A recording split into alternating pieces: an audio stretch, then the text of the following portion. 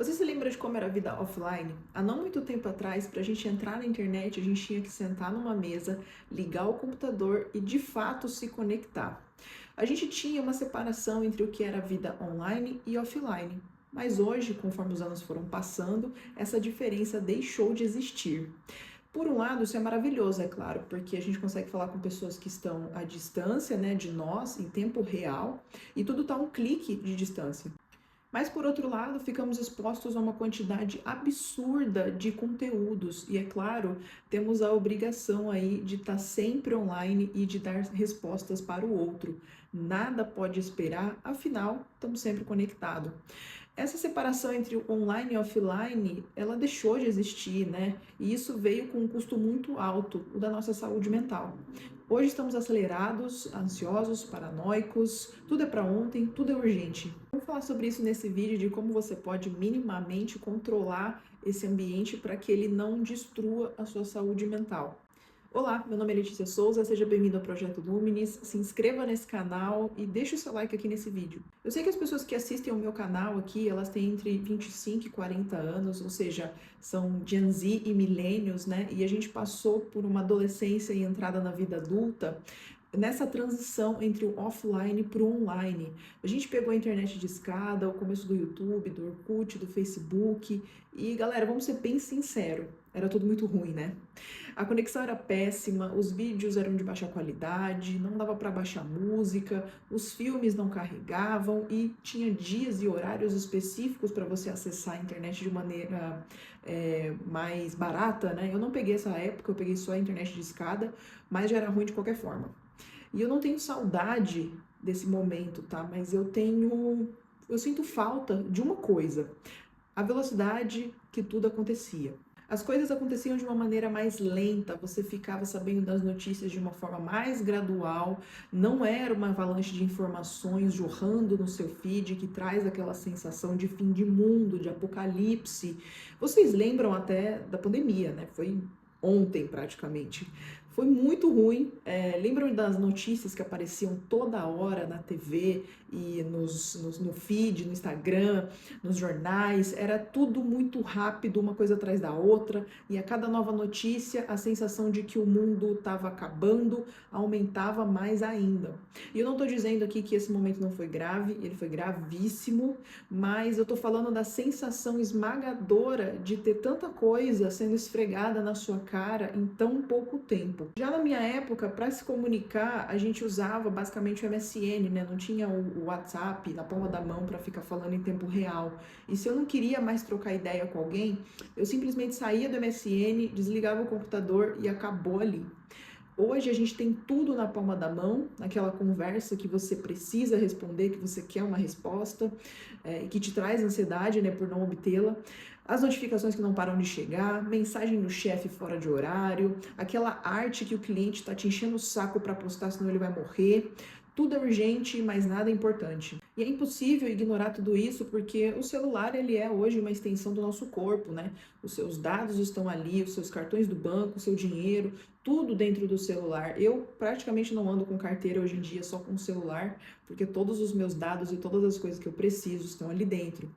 E o descanso, nesse contexto, ele perde espaço para a hiperconectividade, e isso proporciona uma ansiedade, uma paranoia, um medo, uma insegurança muito grande. E não é por acaso que a gente vê, por exemplo, que cada vez mais jovens estão postando que queriam largar tudo para viver no mato.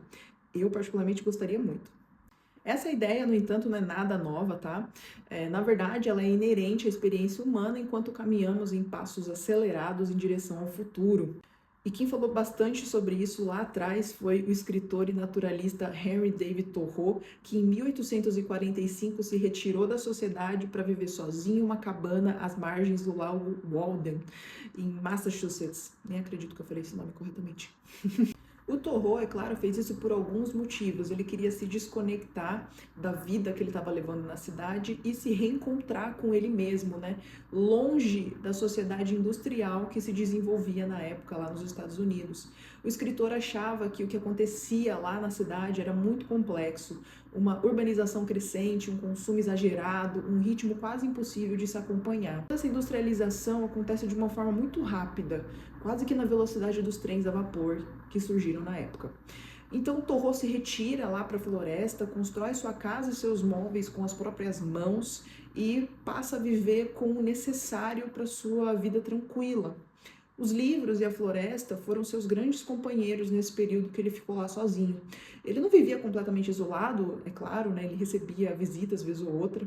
Isso levou na escrita desse livro aqui, o Walden, ou A Vida nos Bosques, que é um livro fantástico, que eu gosto bastante, onde ele conta em detalhes essa experiência que ele viveu morando na floresta. Eu recomendo muito esse livro. Ele inspirou, inclusive, vários outros escritores e pensadores, né? Inspirou até o Christopher McCandless, que foi aquele jovem que foi andando em direção ao Alasca e morou um tempo lá naquele ônibus, e virou até um filme Na Natureza Selvagem e um livro, né? Escrito pelo Jon Krakauer. O Torro inspirou Na Natureza Selvagem e vários outros viajantes e nômades aí mundo afora. E dessa experiência, o Thoreau aprende que nós, seres humanos, não precisamos de excessos para viver, mas de bons momentos com nós mesmos e com quem a gente ama, seguindo o ritmo natural da vida. Então você percebe aqui comigo que essa velocidade que a gente vive hoje é completamente absurda. Bom, mas eu falei muito até aqui, né? E eu quero te perguntar, né? Você talvez esteja pensando, como é que a gente chega então nesse equilíbrio entre a vida online e offline? Diferente do Thoreau, a gente não tem imediatamente a possibilidade de largar tudo para viver no mato. Aí a gente ainda precisa viver conectado, né? Eu trabalho em um escritório e em frente ao computador o dia todo. Então eu recebo e-mails, mensagens, eu falo com várias pessoas e o que me deixa mais confortável nessa rotina é priorizar o meu descanso ao máximo. Então eu deixo o celular com as notificações desativadas, né? As únicas notificações que eu recebo são de pessoas muito importantes para mim, tipo minha mãe, a minha irmã, os membros da minha família mais próximos ali, da minha namorada e de alguns amigos. As demais notificações ficam silenciadas. Os e-mails, WhatsApp, ligação e outros tipos de notificações não aparecem na minha tela. Porque quanto mais você vê as notificações, mais ansiedade você sente em querer vê-las. Outra coisa que eu faço também é não permitir que qualquer pessoa me adicione em grupos ou de maneira desnecessária, né? Eu deixo bem claro também os horários que eu posso ser acessada e busco eu mesma respeitar essas normas que eu criei para que as pessoas não se acostumem com as minhas exceções, né? Vez ou outra eu recebo alguma mensagem que eu preciso responder fora do horário, mas é muito raro e eu não permito que isso aconteça com muita frequência. Eu aprendi também a me desapegar de dar respostas em tempo real, apenas quando realmente necessário. Eu faço uma lista das prioridades que precisam ser atendidas naquele dia, converso com quem está envolvido e procuro entregar essas demandas de uma em uma, ou seja, a cada uma no seu tempo ali, né? Nada ao mesmo tempo ali misturado, bagunçado. É claro que nem sempre dá. Existem dias e dias, né?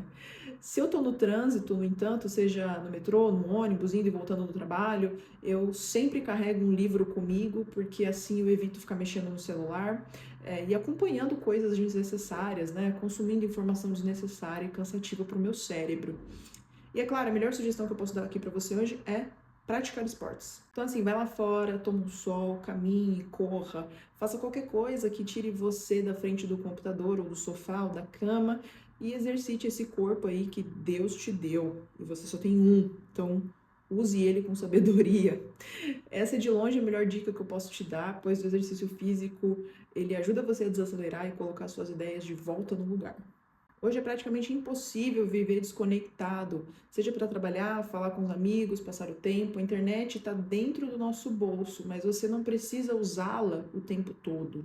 A internet que a gente conheceu lá atrás deixou de existir, né? E é mais fácil a gente aceitar isso e deixar de sentir saudades de um tempo que nem era tão legal assim. Só era legal, talvez, na sua memória.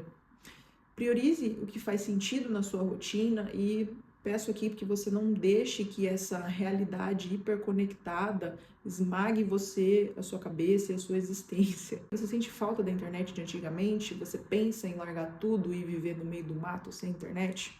Deixa aqui nos comentários, vamos conversar. Até o próximo vídeo. Tchau, tchau.